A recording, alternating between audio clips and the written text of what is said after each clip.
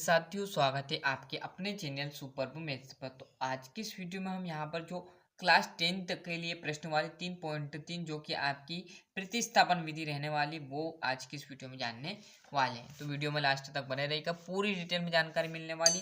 तो जब भी आपको ऐसे प्रश्न थे, पहले ही प्रश्न आपका x + y बराबर पर 14 और x - y बराबर पर 4 क्लियर। तो जो भी आपका पहले स्टार्टिंग का रहेगा वो समीकरण नंबर 1 कहलाएगा और जो दूसरा रहेगा वो समीकरण नंबर 2 कहलाएगा।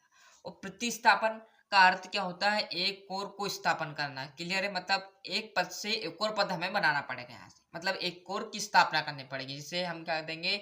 समीकरण 3 नाम देंगे। क्लियर है? तो देखिएगा, मैं समीकरण 1 से ले लेता हूँ। क्लियर, पहले समीकरण 1 को सोल्व करेंगे ना, तो समीकरण 1 से। अब समीकरण 1 क्या है वो उतार लो फटाफट। क्या बोल रहा है समीकरण 1? x + y बराबर पर 14। मैंने कहा ना, प्रतिस्थापन का अर्थ क्या होगा? स्थापन करना। तो एक समीकरण का स्थापन करूंगा तो देखिएगा, यहाँ पर इस y को मैं उधर पहुंचा दूंगा बराबर के उधर, तो ये बचेगा किसमें? यहाँ पर देखिएगा x बराबर 14 और माइनस की हो जाएगी y, क्योंकि प्लस की थी, बराबर को उधर जाए किसकी बन गई? माइनस की। और यही क्या बनेगा? समीकरण नंबर 3। ये स्थापन करते भैया हमने समीकरण नंबर 3 की। अब क्या करेंगे? यहाँ पर समीकरण 1 से हमने क्या कर दिया? समीकरण 3 बना दिया। अब जो भी यहाँ पर x का बराबर देखो कितना है, x के बराबर कितना है? 14 - y। तो जहाँ पर मैं अब समीकरण 2 ले लूंगा और जहाँ भी मेरे को क्या दिख रहा है? x दिख रहा है, वहां पर क्या उतार दूंगा? 14 - y।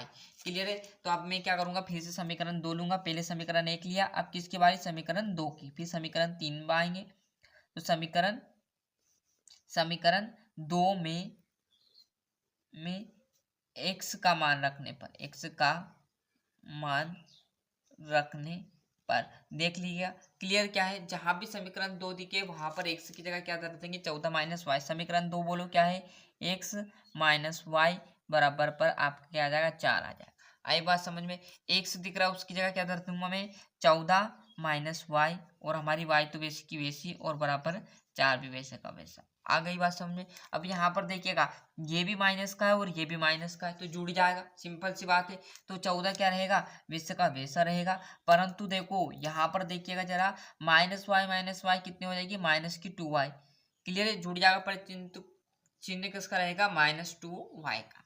क्लियर? और बराबर आपका क्या रहेगा? 4 वैसे का वैसा। अब क्या करेंगे हम? यहाँ से y का मान ज्ञात करने के लिए क्या करेंगे? यहाँ पर जो संख्या है, संख्या उसको एक साइड कर लेंगे, और जो यहाँ पर डिजिट हमारे y1 से उसको एक साइड कर लेंगे।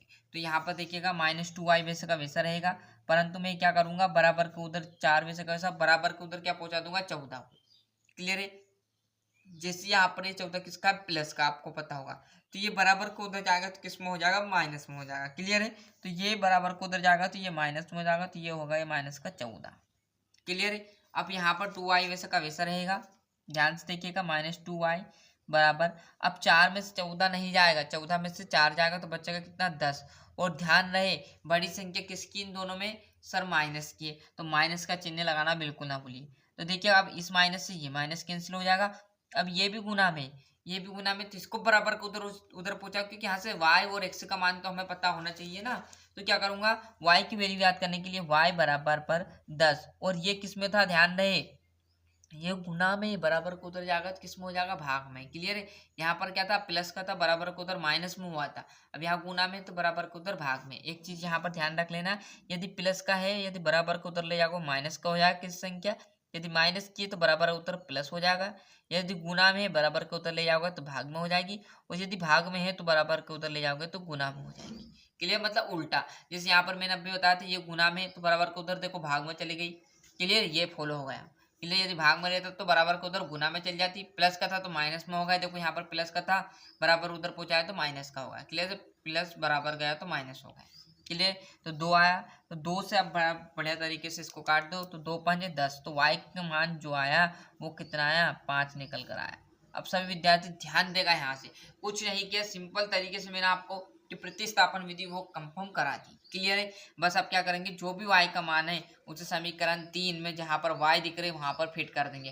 तो x बराबर 14, माइनस की जगह क्या आ जाएगा? माइनस वैसे का वैसा, और y की जगह 5। तो 14 में से 5 जाएगा तो x बराबर कितना आ जाएगा? 9। क्लियर है? आई बात समझ में? तो ये भी करेंगे। पहले आप एक और बार समझिएगा पूरी तरीके से, क्या किया है? प्रतिस्थापन का अर्थ क्या होगा?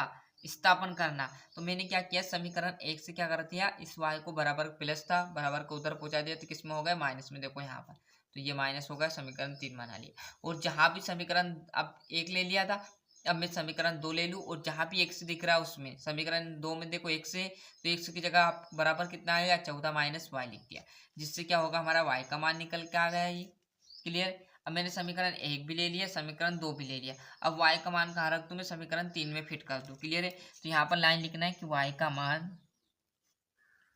मान समीकरण किस में रखने पर, 3 में, क्योंकि 1 भी ले लिया, 2 भी रख लिया, और ये 3 की बारी है। y का मान समीकरण 3 में रखने पर, अब यहाँ पर रखने पर, अब देखो यहाँ पर लाइन ऐसी भी लिख सकते हैं, कोई दिक्कत नहीं, कि समीकरण 3 में y का मान रखने पर, जैसे मैंने यहाँ पर लिखा हो, तो समीकरण 2 में x का मान रखने पर, चाहो तो यहाँ ऐसा भी लिख सकते हो, x का मान समीकरण 2 में रखने पर। क्लियर। ऐसी लाइन को कोई दिक्कत नहीं रहने वाली, अलग अलग तरीके से सब बताते, जैसे मैंने यहाँ पर दोनों तरीका आपको बता दिया कि y का मान समीकरण 3 में रखने पर या समीकरण 3 में y का मान रखने पर, दोनों के बाद बराबर रहेगी। समीकरण 3 क्या है, x बराबर 14 माइनस वाई, उतार लो तो भैया, तो x बराबर क्या है, x बराबर 14 माइनस वाई। क्लियर। x वैसे का वैसा, बराबर वैसे का वैसा, 14 वैसे का वैसा, और माइनस क्या आ जाएगा, 5, क्योंकि यहाँ पर देखिएगा, और जैसे आप x में से यहाँ पर 14 में से 5 जाएंगे तो कितने बचेंगे, x के 9 बचेंगे। यहाँ पर देख लीजिएगा, तो x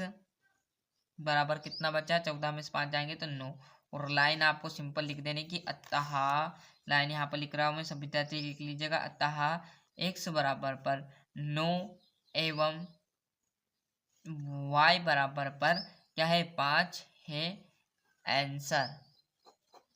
आई बात समझ में।